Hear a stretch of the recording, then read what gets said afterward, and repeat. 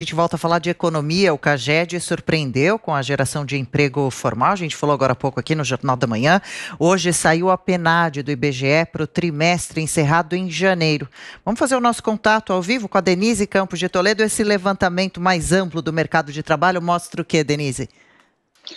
Olha, Adriana, como já era previsto, houve um aumento aí do desemprego no geral. A taxa chegou a 14,2%, que na verdade é quase estabilidade em relação ao trimestre anterior, encerrado em outubro, que a taxa estava em 14,3%. É a maior taxa de desemprego que nós temos da série histórica para esse período, trimestre encerrado em janeiro. Só que tem um outro lado positivo, que é o aumento da população ocupada. O aumento foi de 2% em relação ao trimestre anterior. Isso significa que 1.700.000 pessoas encontraram colocação no mercado de trabalho, o que também é o melhor resultado da série. Houve uma recuperação importante nesse sentido. O CAGED até mostrou o que aconteceu no emprego formal. A gente vê a informalidade muito mais penalizada, mas tem um aumento de trabalhadores por conta própria. A subutilização é muito elevada ainda, então isso não necessariamente garante aí uma melhoria geral do mercado de trabalho, tanto que a massa salarial diminuiu. Mas as pessoas estavam encontrando colocação. E vale lembrar que na virada do ano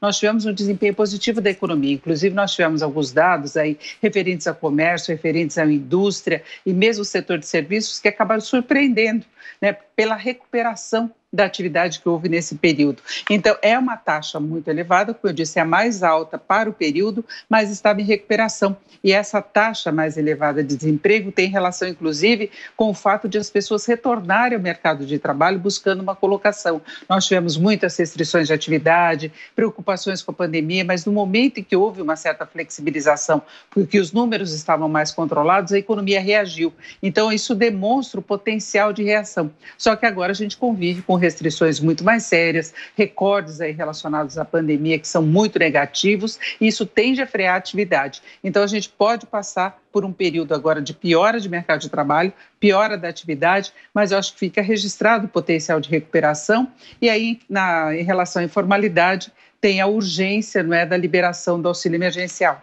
Claro, vamos seguir acompanhando. E Denise, sobre o mercado, ontem ele afinal passou, pode-se dizer, ileso diante das mudanças feitas em Brasília, as trocas de cargos, e o que esperar para essa quarta? O mercado financeiro deixou meio de lado, e a leitura que ele fez é que agora o Centrão possa ter uma influência maior no governo e a partir daí haja um entendimento que garanta o encaminhamento da pauta no Congresso. Então o mercado fez uma leitura positiva desse cenário, mesmo com algumas preocupações em relação a essas mudanças todas. A gente vê até uma certa flutuação de dólar, de bolsa de valores, oscilações conforme vão saindo as notícias. Mas o mercado está preferindo apostar nessa possibilidade de um entendimento político entre o governo e o governo federal, o presidente Bolsonaro e o Congresso, e a partir daí se possa avançar com a pauta.